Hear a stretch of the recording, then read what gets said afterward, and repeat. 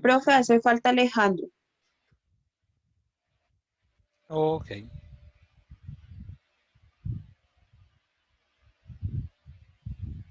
vamos a esperarlo hasta las 8:10. A las 8:10 iniciamos.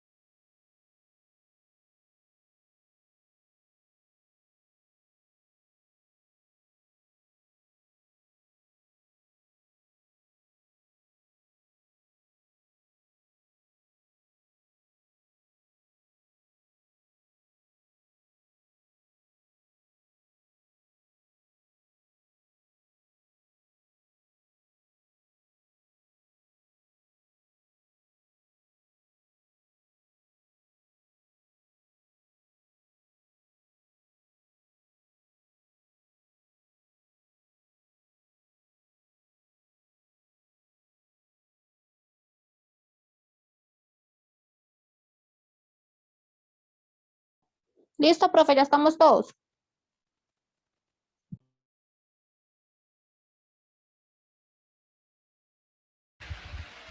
Listo. Entonces, bienvenidos a esta segunda sesión del curso de redes y cableado estructurado. Como les comenté en el día de ayer, en el transcurso de todo el módulo aprenderemos cómo utilizar, crear y configurar redes básicamente en Windows.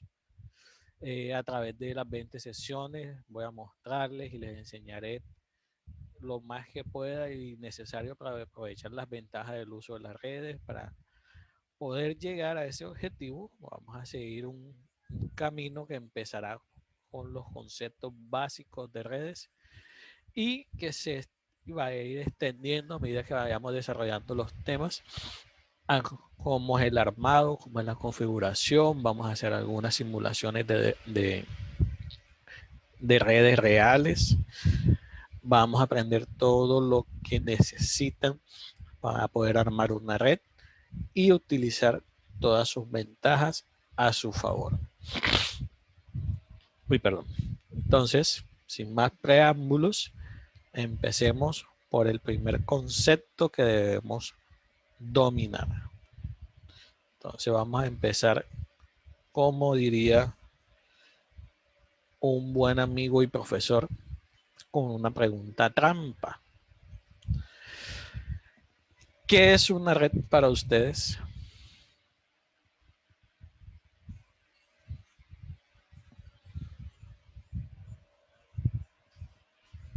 A ver, todos a la vez.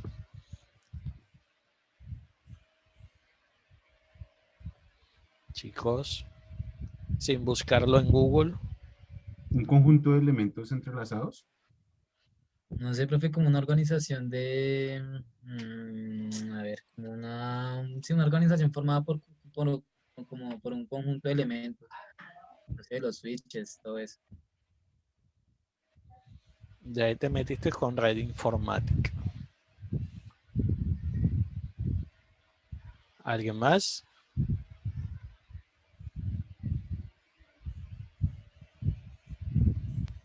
Como un elemento como para transportar algún tipo de cosas, ¿sí? Información o cualquier otro objeto, ¿no? El término red por sí solo, voy a activar aquí el punterito, se utiliza para definir a cualquier estructura que cuente con un patrón característico. Entonces, como ya ustedes saben por la experiencia y por su conocimiento, existen diferentes tipos de redes, como la red eléctrica, las propias redes sociales y la que vamos a trabajar nosotros, que son las redes informáticas.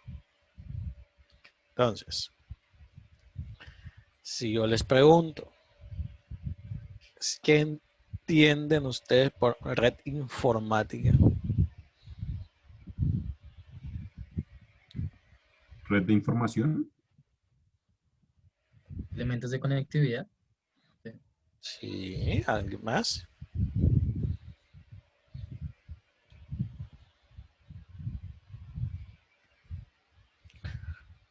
Sin miedo, estamos para aprender. Un conjunto de dispositivos. Sí, Un conjunto de varios patrones que intercambian información. sí. ¿Alguien más quiere aportar?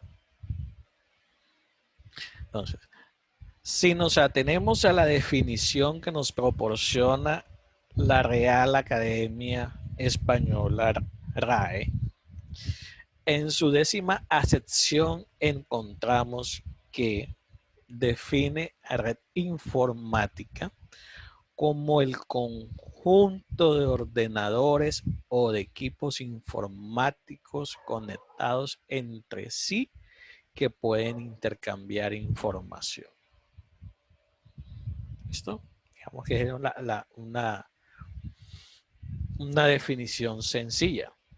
Entonces, partiendo de ahí, como lo podemos notar, la misma definición implica pluralidad.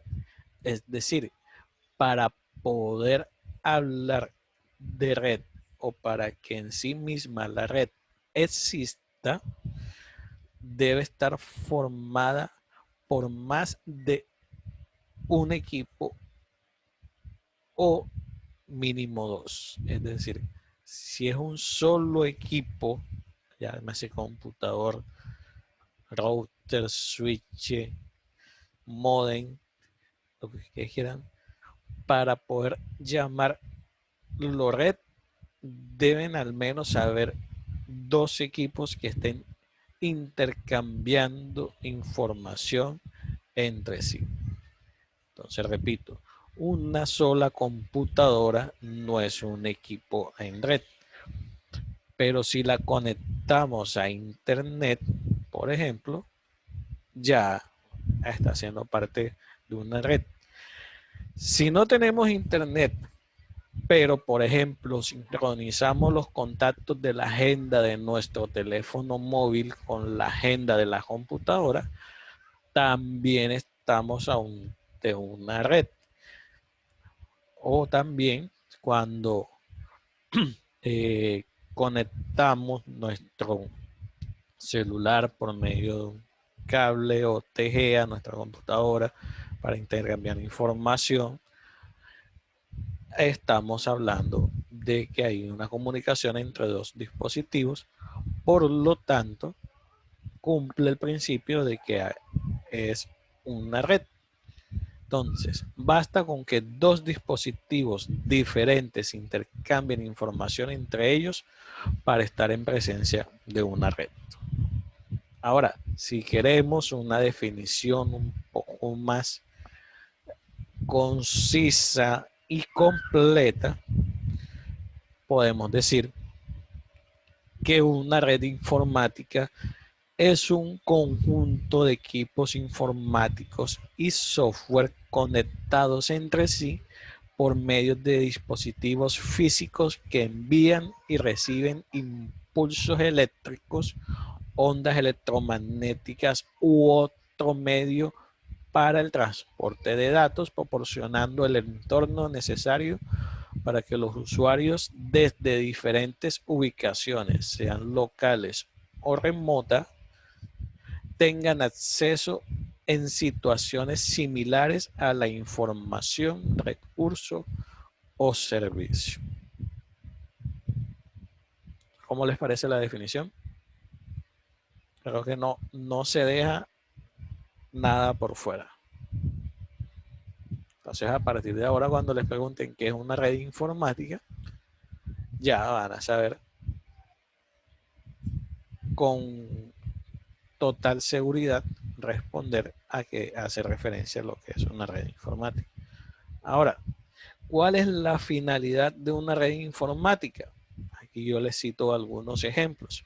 Compartir archivos y programas, compartir recursos de red, compartir bases de datos, mejorar la comunicación de los usuarios, software de grupos y flujos de trabajo. Aquí me faltó creación de software para grupos y flujos de trabajo, permitir la gestión centralizada de procesos y servicios y mejorar la estructura corporativa de las organizaciones.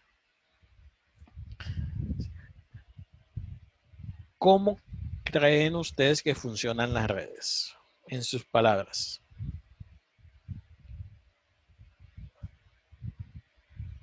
Y aquí teniendo en cuenta ese pequeño gráfico que les pongo aquí.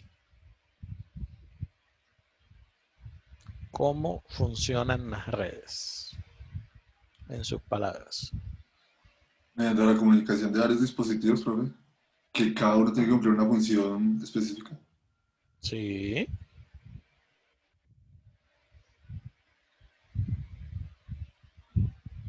¿Alguien más?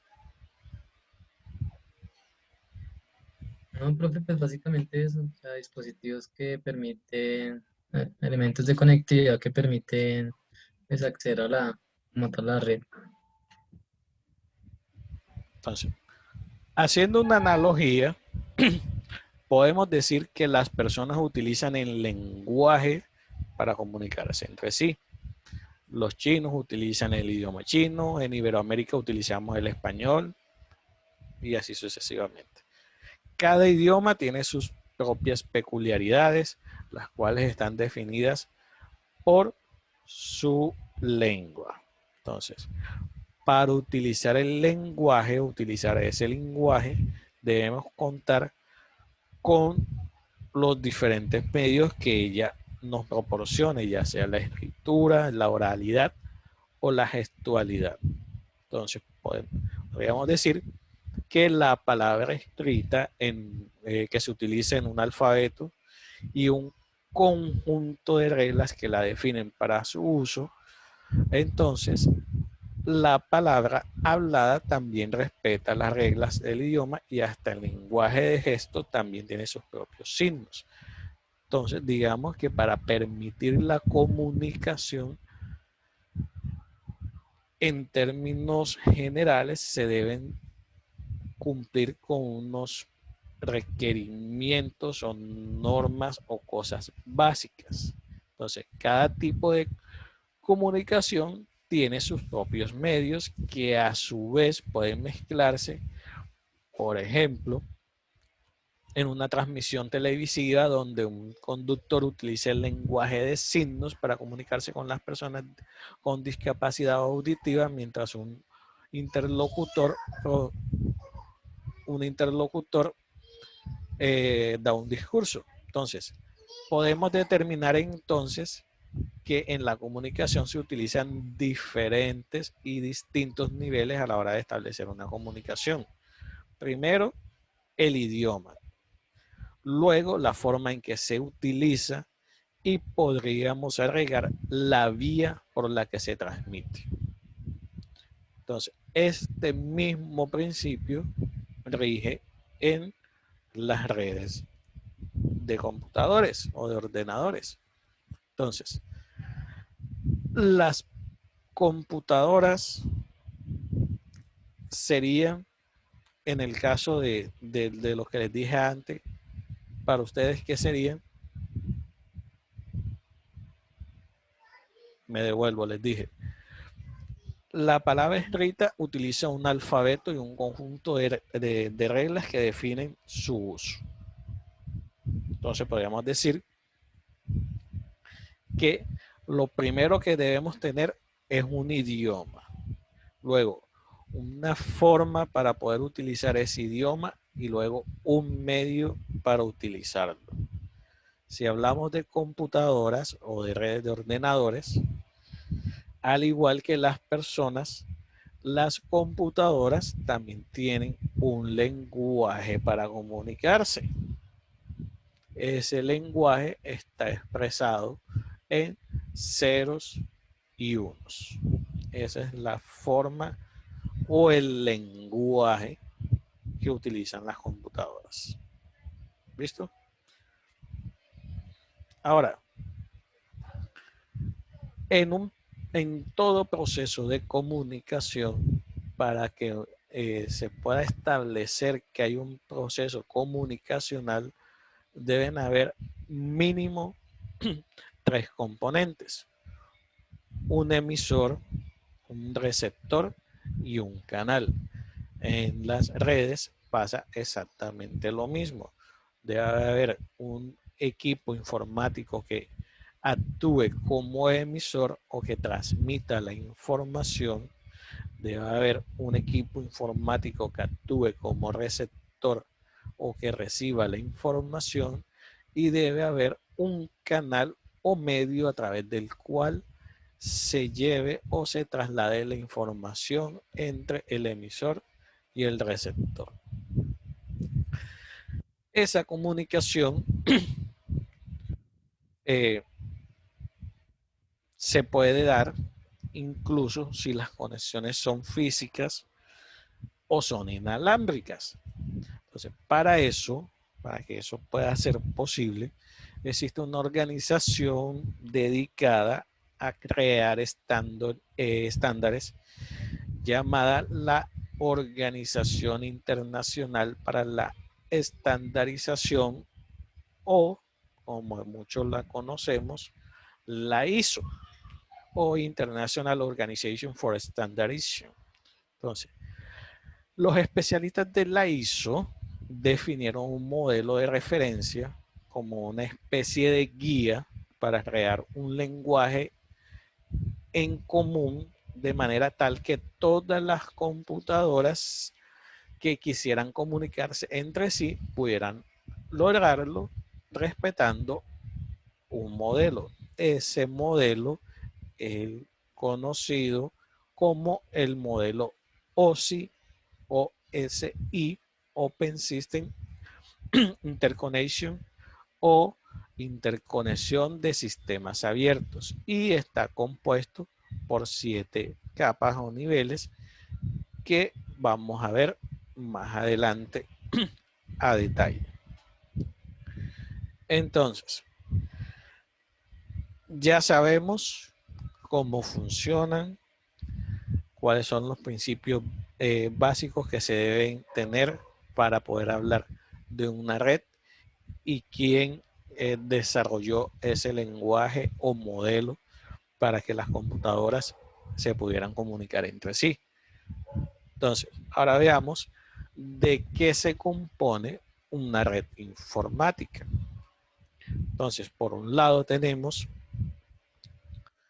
a los computadores de escritorio, los que normalmente utilizamos en nuestras casas u oficinas o trabajo: computadores portátiles, servidores, teléfonos IP, switches, firewall, que pueden ser físicos o lógicos, o basados en hardware o basados en software, los routers. La nube como tal es un componente que hace parte de la red informática. Los medios LAN, los medios inalámbricos, y los medios LAN. Estos son los medios que nos permiten interconexiones locales, y estos son los medios que nos permiten interconexiones en redes de gama amplia. Estos iconitos vamos a empezar a familiarizarnos con ellos, porque por medio de estos iconos es que vamos a simular las redes en el Cisco Packet Tracer. Estos son los iconos que utiliza el Cisco Packet Tracer para identificar cada uno de los componentes que vamos a ir utilizando al momento de ir haciendo la simulación de las diferentes redes que vamos a ver a lo largo del curso. Entonces, como suele ser costumbre en informática, en las redes también encontramos una separación entre el hardware y el software. Ya todos sabemos cuál es la diferencia entre ambos. El hardware son todos esos dispositivos que utilizamos para interconectar, y el software, todo el sistema lógico que utilizamos para configurar esas conexiones. Entonces, cuando hablamos de componentes a nivel del hardware, estamos hablando de todo lo que necesitamos para armar una red, o la manera en la que vamos a establecer los enlaces entre las computadoras. Entonces, si deseamos transmitir una señal, lo más rápido y conocido es utilizar un cable entre los dos puntos. A este tipo de cable, el más utilizado hoy en día, lo conocemos como el cable UTP, que es el cable que a veces puede ser amarillo, puede ser azul. En el video de ayer les mostraba que puede ser de diferentes colores para poder identificar cuál va a ser su uso. Tenemos las tarjetas de red, que son las que permiten las conexiones, los hubs, los modems, los switches y los routers, que ahora vamos a empezar a estudiar en profundidad para poder determinar y empezar a distinguir cuáles son las diferencias que hay entre ellos. Entonces vamos a empezar por uno de los más básicos, el cableado. ¿Qué es el cableado? El cableado es lo que interconecta los ordenadores que componen a una red, normalmente a través de un dispositivo distribuidor, es decir, ya sea un hub, ya sea un switch o sea un router, y constituyen los canales de comunicación en la red. Hay varios tipos de cableado, o han existido varios tipos de cableado, y esos tipos se clasifican según la clase de red, la velocidad de transmisión y el alcance geográfico que puedan llegar a tener. Entonces, uno de los primeros que existió y que se utilizó en redes, y que ya hoy no se utiliza tanto para redes, pero sí en otros ámbitos, es el cable coaxial. Ese cable que normalmente utilizan nuestros operadores de cable para colocarnos la televisión. Ese cable en algún momento se utilizó para interconectar redes de computadores. ¿Qué características tiene ese cable? Es un cable que está compuesto por un hilo conductor central recubierto de plástico con una malla metálica y un blindaje externo.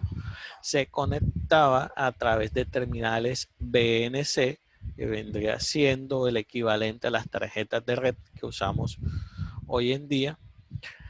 Se utilizaba en redes con pocos equipos, por esto fue que dejó de usarse, porque en la medida de que se fueron expandiendo las redes, el uso de este tipo de cables se fue haciendo mucho más difícil.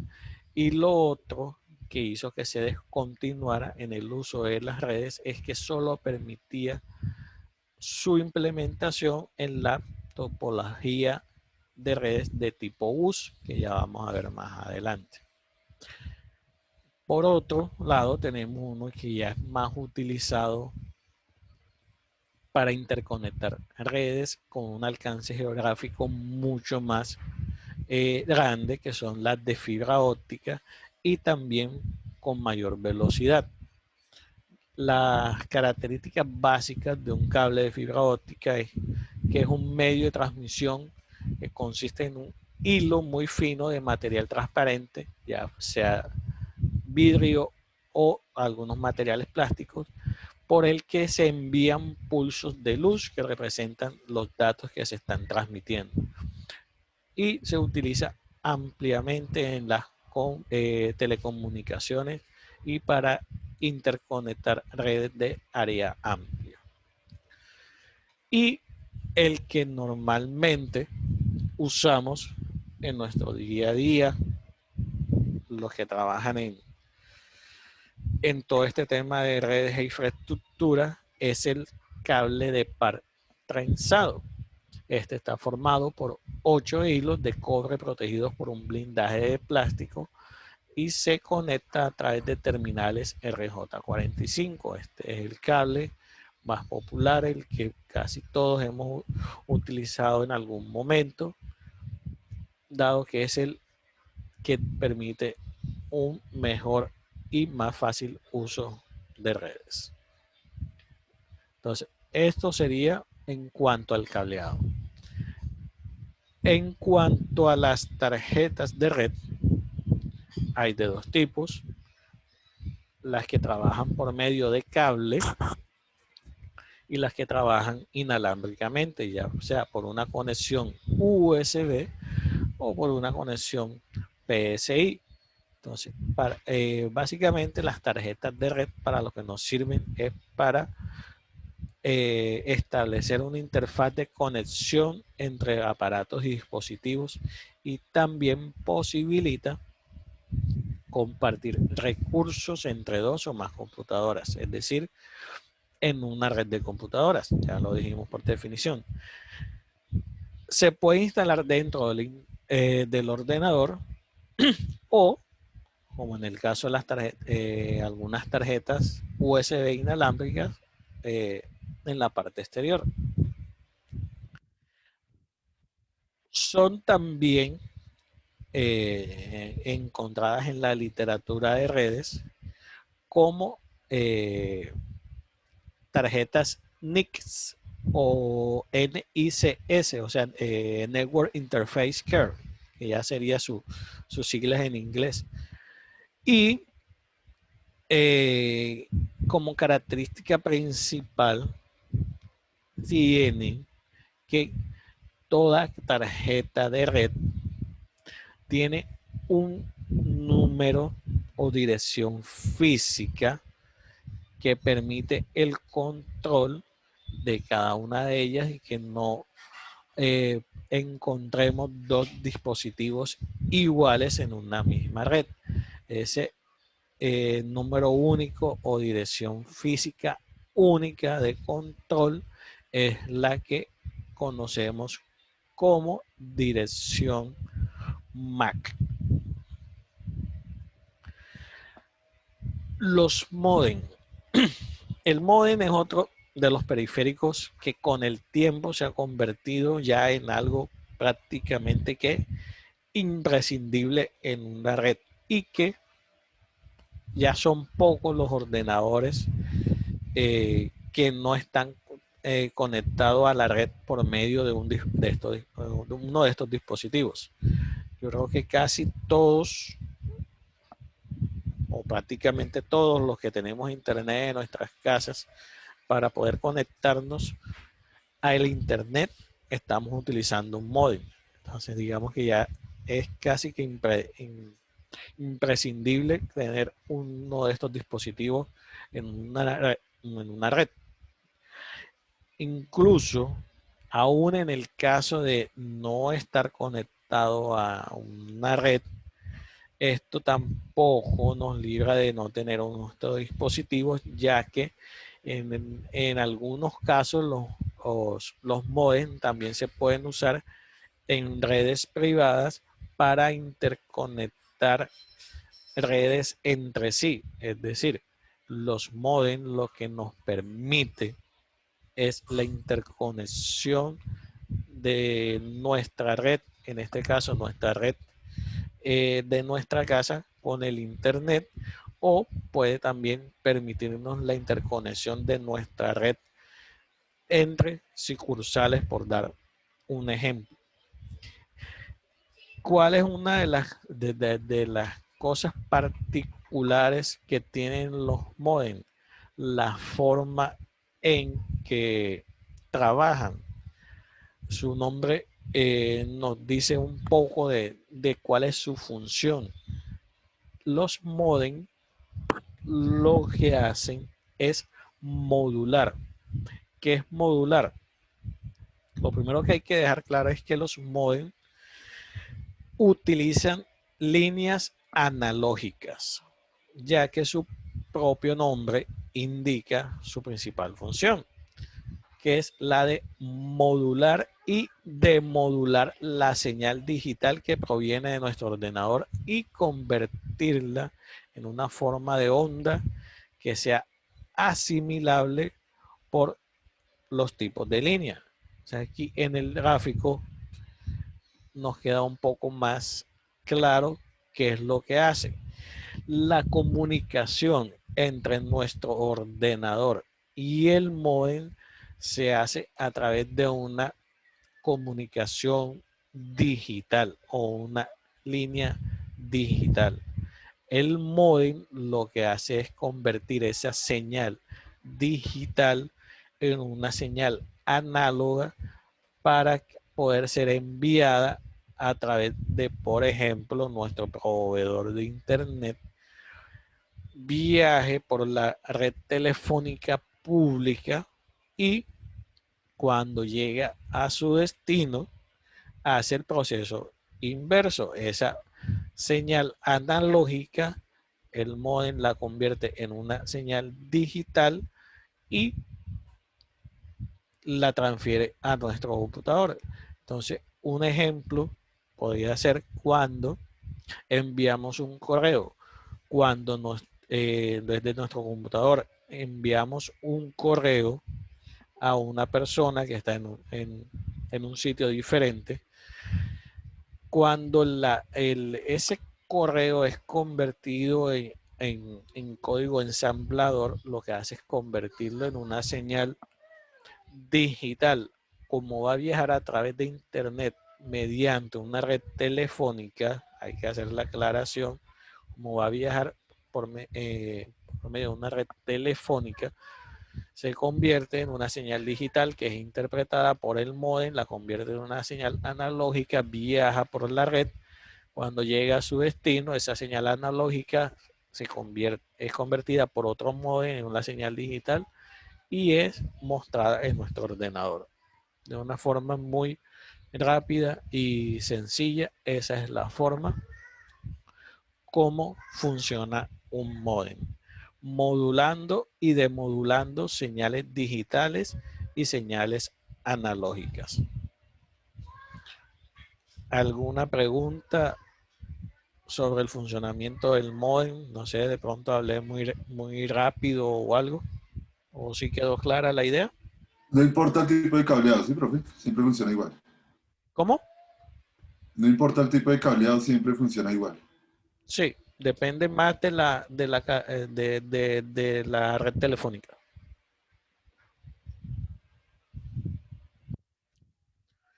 Listo, entonces, eso por el lado de los modems. Ahora, los hubs o concentradores son dispositivos que nos permiten centralizar el cableado de una red. O sea, a partir de aquí ya vamos a empezar a ver las diferencias entre hub, switch y router. El hub lo conocemos o se se define también como un concentrador. ¿Por qué? Porque permite centralizar el cableado de la red. Hay 3 clases de concentradores. Los pasivos, es decir, los que no necesitan energía eléctrica, es una cajita en la que se conectan los cables de red y no necesita una alimentación. Los activos, que sí necesitan alimentación eléctrica, y los inteligentes, que también son llamados Smart Hubs, que son hubs activos que incluyen un microprocesador para ya empezar a establecer rutas de direccionamiento, pero siguen respetando su principio de únicamente centralizar y distribuir la información a través de la red. Por su parte, los switches son conmutadores. Entonces, un switch o conmutador se podría decir que es un hot mejorado. ¿Por qué? Porque tiene las mismas posibilidades de interconexión que un hub, y al igual que un hub, no impone ninguna restricción de acceso entre los ordenadores conectados a sus puertos. ¿Qué quiere decir esto? Que al igual que el hubs y concentrador, el switch o conmutador no establece reglas para restricciones para distribuir la información a través de las redes, sino que ya empieza a establecer algunos parámetros para distribuirla. ¿Cuáles son ya esos parámetros que empieza a utilizar a diferencia del hubs para empezar a distribuir la información en la red? El switch, a diferencia del hubs, no difunde las tramas de internet o la información por todos sus puertos, sino que las retransmite solo por los puertos necesarios para que llegue a su destino. Por ejemplo, si tenemos un ordenador A en el puerto, por ejemplo, en el puerto número 3, a un ordenador B en un puerto 5 y otro ordenador en el 6, si enviamos un mensaje de A a C, el mensaje lo recibiría el switch por el puerto 3 y lo recibiría luego el puerto 6. Es decir, solamente va a utilizar el camino más corto para poder llegar al mensaje. ¿Cuál es la diferencia con el hubs? Si en nuestro dispositivo switch tenemos todos estos puertos conectados o en uso, cuando un mensaje va a viajar de un punto a otro, en el hubs, el mensaje, aunque solamente vaya para este punto, él lo va a enviar para todos. Esa es la diferencia entre el switch y el conmutador. Mientras que el hubs, en el hub viaja la información por todos los puertos cuando se hace un envío de información, ya en el switch empieza a trabajar con lo que se conoce como ramas de autosensibilidad, que lo que hacen es empezar a direccionar cuáles son los canales más rápidos por los cuales puede llegar o viajar la información. Normalmente suelen tener 3 diodos luminosos para cada puerto. Uno indica la señal del link, la otra la velocidad de de la información. Si está encendido son 100 megabits y si está apagado está trabajando a 10 megabits. Y el último que se enciende es cuando se produce una colisión o cuando decimos en términos coloquiales que el puerto del switch está bloqueado. Ahora, ¿cómo sabe un switch los ordenadores que tiene en una rama o cuáles son los ordenadores que hacen parte o que están conectados a él? Lo averigua de forma automática mediante aprendizaje. A eso es lo que llamamos conmutar. Los conmutadores ya empiezan a trabajar con algo que se llama una tabla dinámica de direcciones físicas y números de puertos. Ya en los switches, a diferencia del hops, en la medida de que empiezan a funcionar, se van llenando unas tablas en las que se relaciona o se empieza a almacenar una relación entre las direcciones físicas y los puertos que están conectados. Entonces, ese procesador que tiene, ya empiezan a tener integrados los switch, lo que hacen es procesar todas esas tramas de información que viajan por la red, que entran y salen, buscan la dirección física de destino en su tabla y ya saben para dónde va. Si se encuentra, la envía únicamente al puerto a donde debe ir. Si no, en el primer momento, lo envía por todos los puertos con el fin de poder identificar cuál era el puerto para el que iba, y una vez que ya confirma cuál es el puerto al cual va dirigido esa trama, ya lo aprende y para una próxima comunicación lo que hace es conmutarlo y enviarlo únicamente a ese puerto al que esté asociado. ¿Cómo funciona eso de las tramas de información de Ethernet?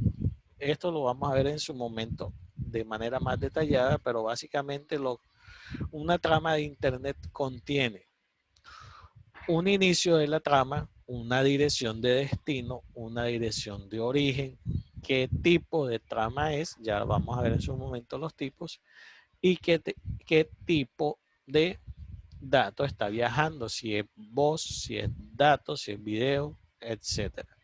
Y una secuencia de verificación para colisiones y ese tipo de cosas. Esta es la información con la que empiezan a trabajar ya los switches para empezar a conmutar la información que viaja a través de la red. Entonces, si una información va de este computador para este, una vez que ya esa tabla dinámica en la que se asoció la dirección física de este computador en el switch con la dirección física de este computador en este switch, la intercomunicación entre los dos switches al momento de que este computador manda información a este computador, la información viaja directamente.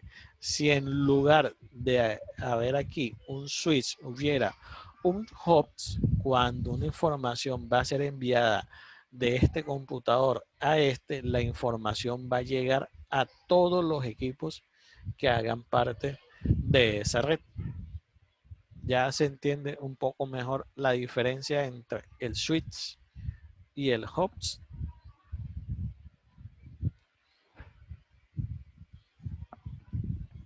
Sí, Sí, profe. profe, sí, señor. Ahora, entonces, ¿qué es lo que hace un router o enrutador?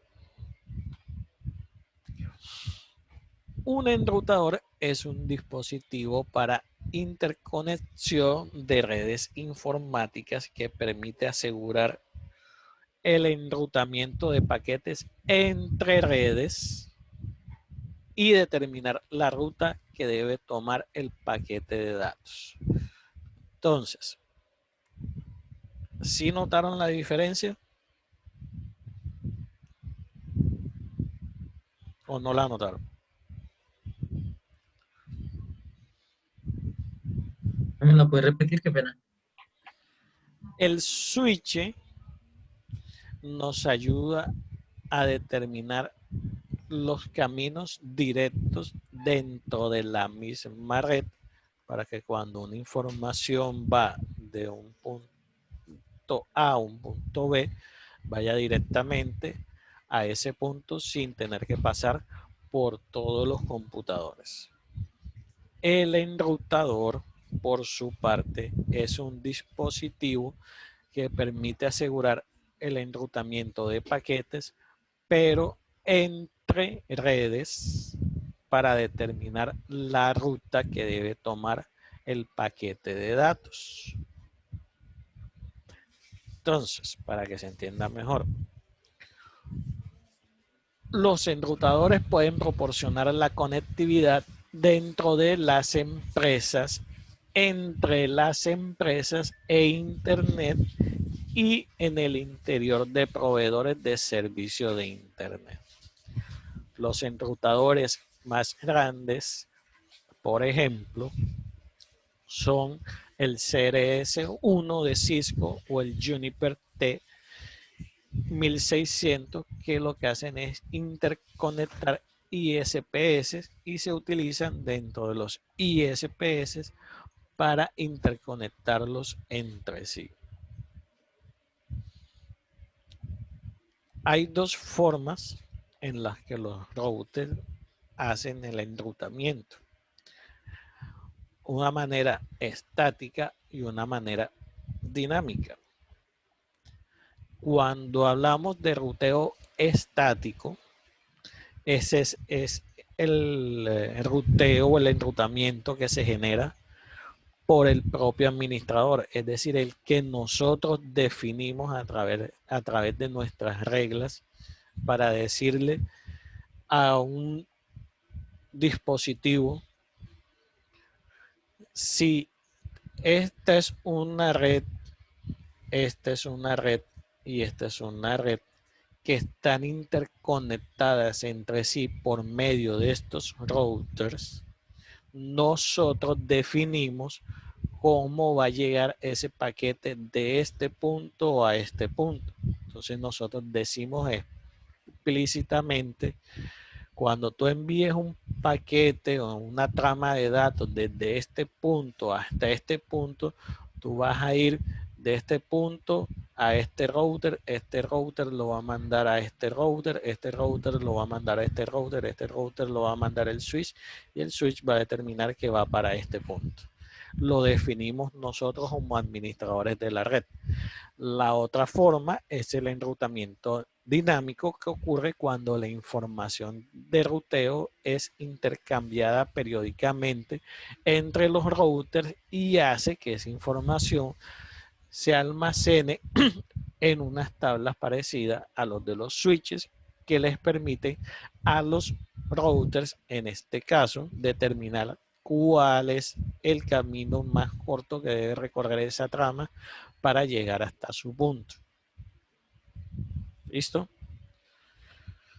Entonces, en ese orden de ideas, ¿cuál es la diferencia entre un host, un switch y un router? ¿Quién me puede decir?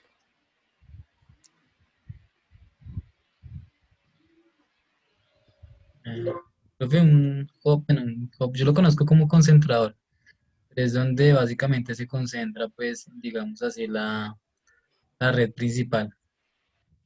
Los switches son los que podemos, bueno, en donde se puede eh, interconectar más redes, aparte de una red local, digámoslo así. Y el router es el que nos permite interactuar con redes, con proveedores, digámoslo así. Yo tengo un router acá que es el de Claro, digámoslo, en mi casa. Mm. Nos dan salida a internet y eso, Un módem. un router. ¿Alguien más quiere hacer algún aporte?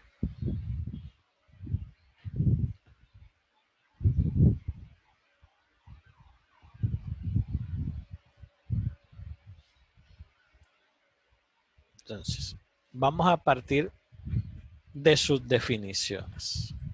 Como el compañero lo dijo, el host es un concentrador, el switch es un conmutador y el router un enrutador. ¿Qué hace un concentrador?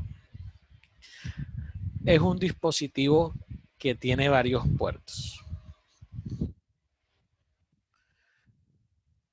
Cuando la información es enviada en la red de un punto A un punto B en un concentrador, la información se distribuye a todos los ordenadores de la red.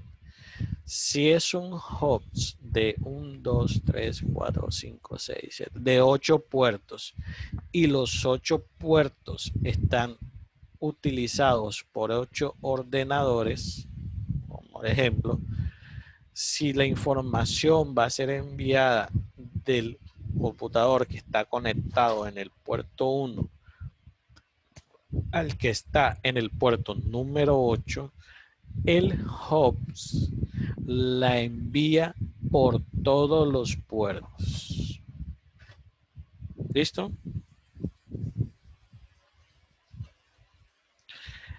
El switch, ya lo dijimos, cumple la misma función, es decir, nos ayuda a centralizar todas nuestras conexiones dentro de una red LAN, pero ya posee memoria.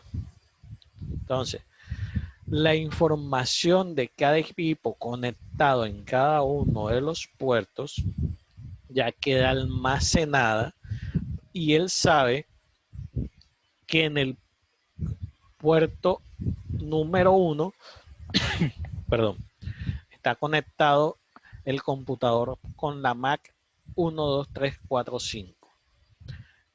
Que en el puerto número 2 está el computador con la Mac 7, 8, 9 y que en el, por ejemplo, en el puerto número 5 está el computador con la Mac ABCD. Cuando el computador que está conectado a este puerto va a enviar una información al computador que está conectado a este puerto, lo primero que hace es revisar esa tabla y ya, a diferencia del host, no la envía por todos los puertos, sino que analiza la trama y dice, mira, esta información la está enviando este computador con una dirección MAC tal y la va a enviar al computador con la dirección MAC tal. Él revisa la tabla y dice, la dirección MAC tal está conectada en el puerto número 5. Manda directamente la información al puerto número 5. ¿Listo? ¿Quedó más claro ahora? Sí, Sí, profe. profe. Entonces, ¿qué pasa con el enrutador? Mientras que el switch y el host lo trabajamos a nivel local, es decir, nuestras conexiones de, no sé, nuestra sala de cómputo, de nuestra sala de videoconferencia, de nuestra sala de capacitación en nuestra empresa, las hacemos con un switch o con un concentrador, que ya casi está, no se consiguen ya, pero sí, aún se consiguen. Los routers, además de realizar las tareas de un host y un switch, lo que permite es enrutar entre redes. ¿Ya ven cuál es la diferencia?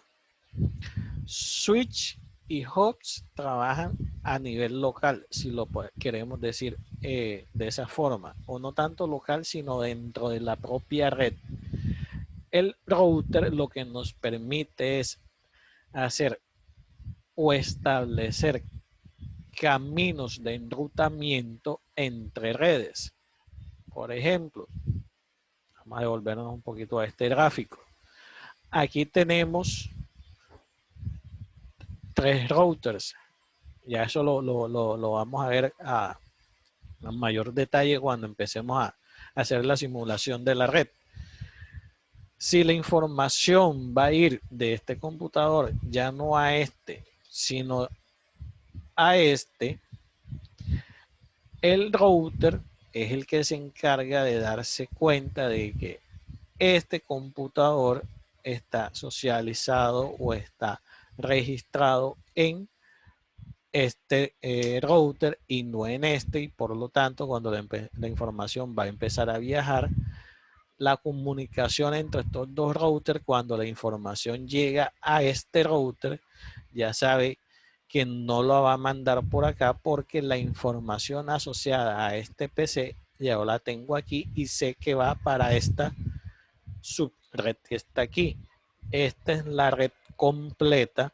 Estas son las subredes compuestas por sus respectivos ordenadores y switches, que son los que permiten la conmutación entre ellos, y los routers permiten el enrutamiento entre las redes.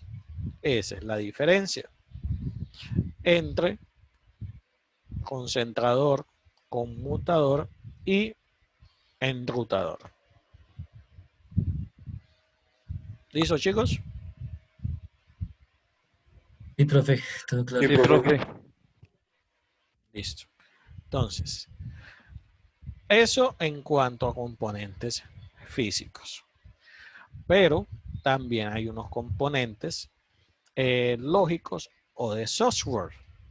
Cuando hablamos de componentes de software, básicamente nos estamos refiriendo o haciendo referencias a los sistemas operativos que componen la red. Entonces, el software que va a hacer uso de los medios que ya vimos, esos medios físicos, forma parte de la red y a veces llega a influenciar en la forma de su diseño.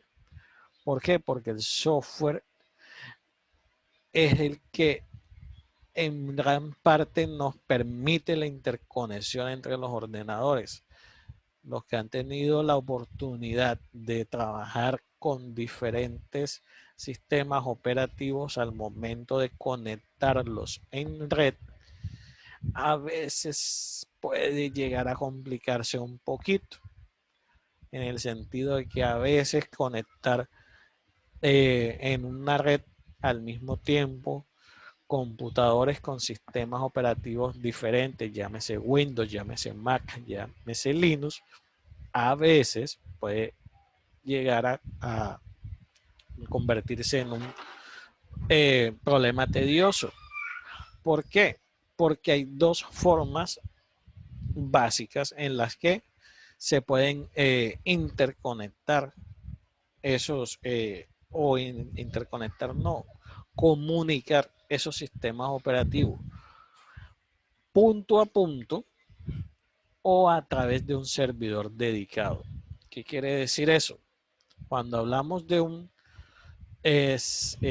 sistema operativo que se va a comunicar punto a punto, es cuando estamos hablando de que los computadores hablan el mismo idioma o trabajan con el mismo sistema operativo o la misma familia. Entonces son aquellos que responden a un tipo de arquitectura de red en que cada canal de datos se usa para comunicar únicamente dos nodos y preferiblemente que esos dos nodos sean del mismo sistema operativo o de la misma familia. En el caso de Windows, que pertenezcan todos a Windows, en el caso de Linux, que sean todos a Linux, y en el caso de Mac, que todos sean de Mac. Entonces, las redes punto a punto son relativamente fáciles de instalar y operar. Asimismo, los ordenadores tienen el mismo estatus. Basta con que cada uno tenga el mismo sistema operativo o la misma familia. Aquí les pongo algunos ejemplos: Windows 7, Windows 8, 8.1 o 10. Pero en el mundo real, las conexiones no son punto a punto, sino que son distribuidas. Entonces aquí es donde se hace necesario el uso de un servidor dedicado. Ya este sistema operativo es el que nos permite utilizar o que varios sistemas operativos puedan interactuar entre sí dentro de una misma red. Entre los sistemas operativos que nos permiten construir, configurar servidores dedicados, tenemos el Windows Server y muchas de las distribuciones de Linux que se encuentran hoy en el mercado, o varios sistemas basados en Linux. Entonces, comunicación punto a punto, comunicación entre dos, normalmente comunicación entre dos dispositivos de la misma familia o de la misma arquitectura, sea Windows, sea Linux o sea Mac. Ya cuando hablamos de comunicaciones por medio de un servidor dedicado, es cuando ya nos permite, a través de la implementación de un servidor, ya sea basado en Windows Server o sea basado en cualquiera de las distribuciones de Linux, nos permita la comunicación entre diferentes sistemas operativos. Hay diferentes tipos de nodos en nuestras redes o en las redes que vamos a empezar a construir y trabajar. Una de ellas las conocemos, las utilizamos a diario y son las estaciones de trabajo. Las otras son los servidores. Cuando hablamos de servidores, hay varios tipos y clasificaciones. Y ellas se pueden determinar por su grado de dedicación, que fue lo que hablamos hace un momento, según el software que utilizan, el hardware, perdón, y según su función. Cuando hablamos de su grado de dedicación, encontramos que hay dos tipos. Hay servidores no dedicados, es un servidor que también opera como estación de trabajo, pero al mismo tiempo comparte todos los recursos que una computadora normal.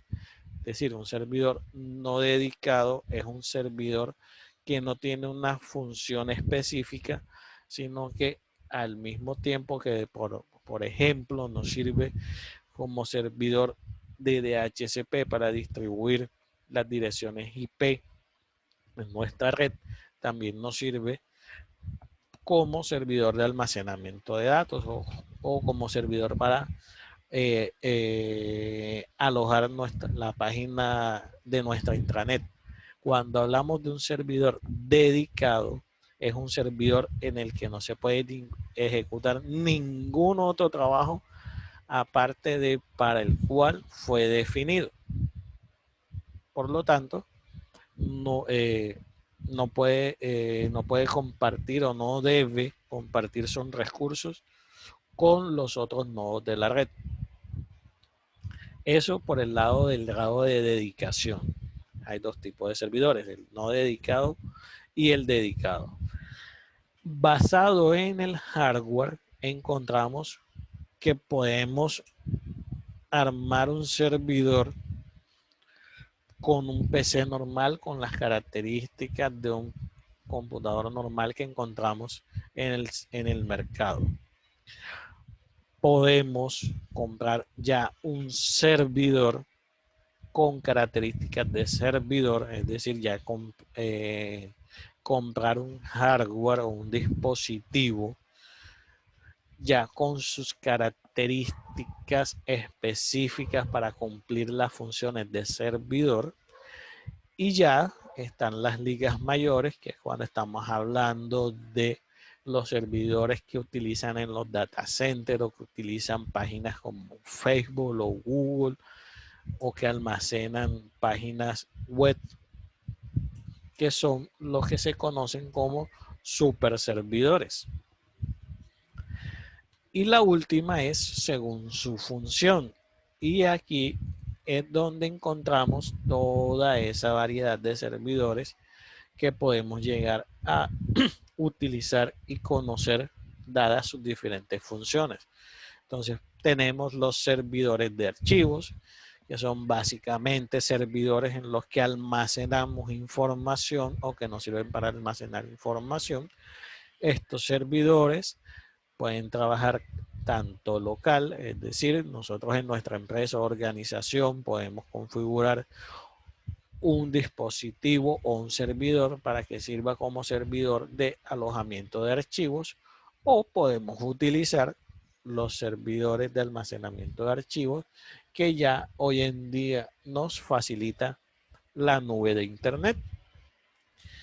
Tenemos los servidores de impresión, que son los que utilizamos cuando las empresas son bastante grandes y los servicios de impresión se vuelven muy tediosos de configurar porque, por ejemplo, debemos tener una única impresora por cada piso y contamos con 5 pisos y los 5 pisos van a imprimir en esa única impresora. Por medio de la implementación de un servidor de impresión, nos evitamos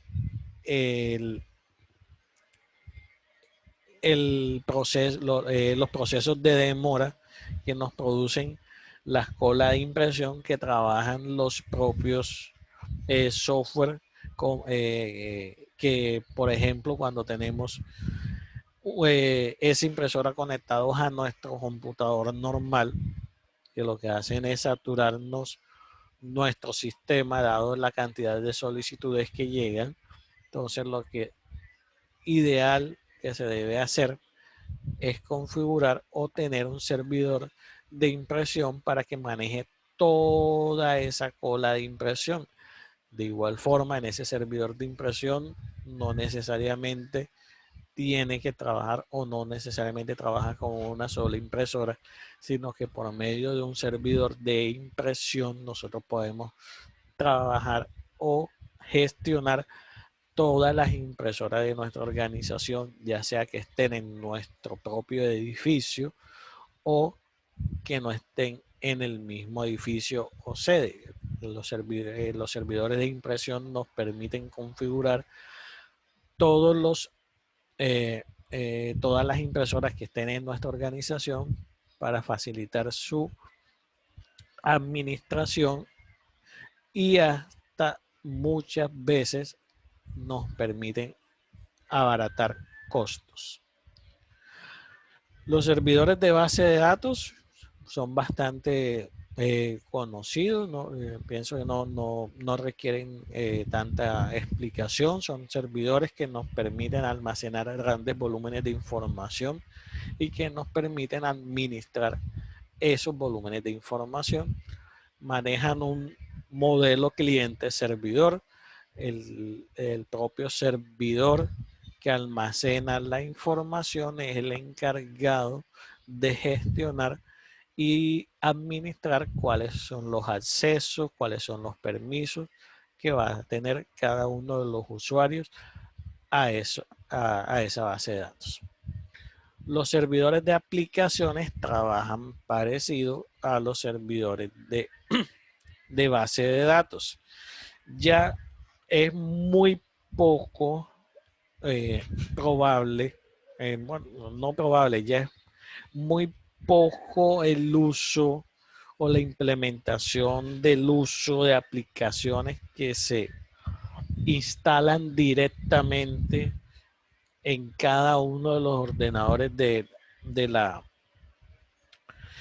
organizaciones, sino que por medio de un servidor se montan las aplicaciones en ese servidor y a través de la conexión a la red tenemos acceso a las aplicaciones. Ya la mayoría de los GRP, de todas las plataformas que utilizan las organizaciones, ya son muy pocas las que están instaladas propiamente en nuestros ordenadores, sino que nosotros nos conectamos a esas aplicaciones a través de la red y están almacenadas en un servidor alojado en otra ubicación. Los servidores DNS. Aquí me voy a detener un poquito para dar la definición para que podamos entender la definición que vamos a ver más adelante con otro tipo de servidor. Los servidores DNS es un servidor de hardware o software que implementa un servicio de red para proveer respuestas a las consultas en un servicio de directorio. ¿Qué quiere decir esto? Un servidor DNS lo que hace es traducir un identificador basado en texto a una identificación numérica o lo que normalmente nosotros conocemos como una dirección URL a una dirección IP, sea pública o sea privada.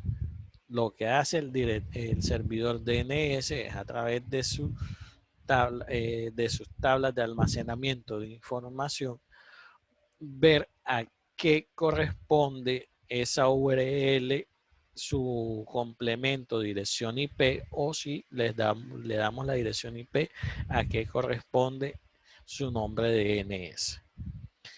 El servidor DHCP es un servidor que lo que nos permite es administrar las direcciones IP que estemos utilizando en nuestra red.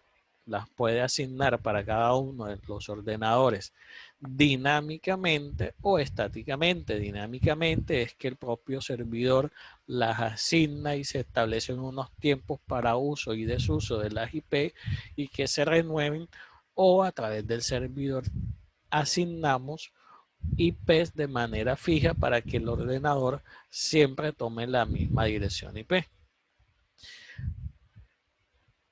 ¿Alguien de ustedes sabe qué es un servidor WINS?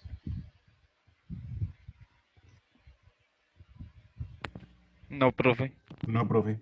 No, profe. Un servidor WINS es un servidor de nombres de Microsoft, pero NetBIOS. ¿Alguno de ustedes, cuando se han tenido la oportunidad de ingresar, que configuran un servidor de dominio, que lo vamos a ver más adelante, y establecen un nombre para su computador, y cuando van a subir ese equipo al dominio, les muestra un mensaje que dice: el nombre NetBIOS es demasiado largo o no cumple con las características o ese tipo de cosas. ¿Por qué me quise detener en el DNS? Mientras que el DNS hace la conversión, por decirlo de esa forma, de URL a dirección IP, los servidores WINS hacen algo similar, pero en redes locales, y lo hacen a nivel de nombres de equipo o de nombre de estaciones o de nombres de NetBIOS. Entonces ellos lo que hacen es almacenar en una tabla la correspondencia entre la dirección IP y el nombre NetBIOS del ordenador. Entonces, ahí está la diferencia. Mientras que el DNS ya es algo más grande, que trabaja a nivel de pronto de redes más grandes, cuando estamos hablando de direcciones URL y direcciones IP. Acá es direcciones no, de los nombres de los ordenadores, de los nombres de BIOS con su correspondiente dirección IP. Y ojo, porque esta es pregunta de evaluación. ¿Cuál es la diferencia entre un servidor WINS y cuál es con un servidor DNS? ¿Listo? ¿Quedó clara la diferencia?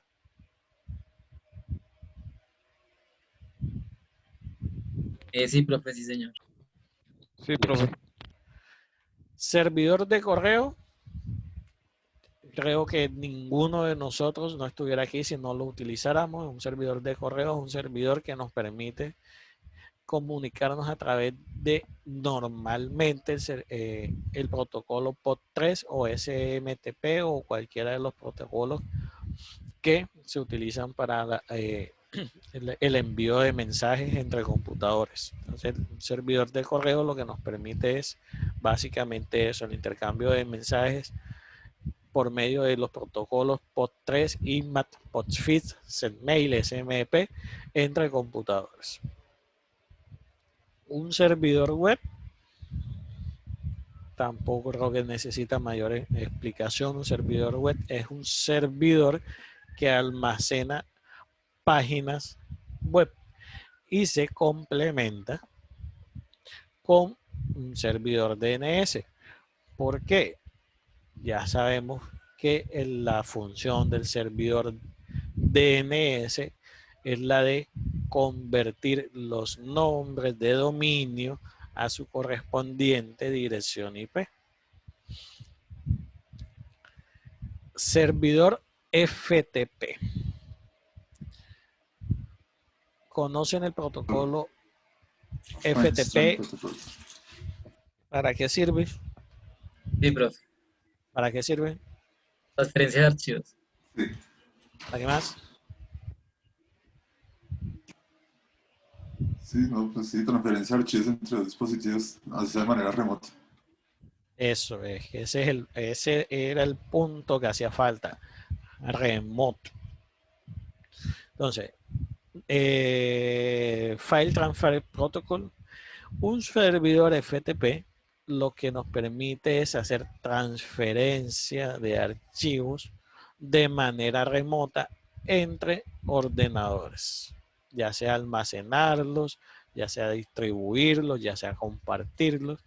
La característica principal que tienen es que, a diferencia de por lo menos un servidor de archivos que utiliza de pronto una interfaz de Windows para acceder a los recursos, en el servidor FTP utiliza el protocolo FTP, que es el protocolo File Transfer Protocol.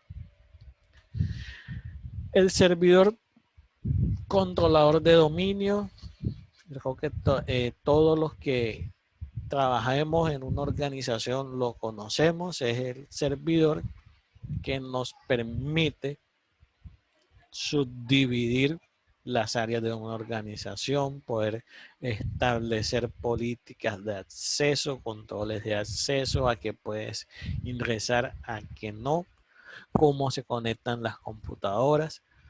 Nos permite, entre muchas otras cosas, definir zonas desmilitarizadas. Entonces, el servidor de controlador de dominio lo que nos permite es crear básicamente nuestras redes definiendo cuáles son las funciones que van a cumplir cada uno de los dispositivos u ordenadores que se conecten en él. Y por último, los servidores proxy o firewall son servidores que nos permiten la administración de seguridad del tráfico que está permitido o bloqueado en nuestra red. Entonces, a través de la configuración de un servidor proxy en nuestra organización, podemos determinar, entre algunas otras cosas que veremos más adelante, definir cuál es el tráfico que está permitido en nuestra red y cuál es el tráfico que está bloqueado. Lo podemos hacer tanto para la red interna como en la comunicación entre nuestra red interna y la red externa de nuestra organización. Bueno, chicos, hasta aquí alguna pregunta. No, profe, no, señor. ¿Cómo les No, ha profe. parecido? ¿Cómo les ha parecido hasta ahora la temática? Interesante, profe. Entonces, por el día de hoy, vamos a dejar hasta acá.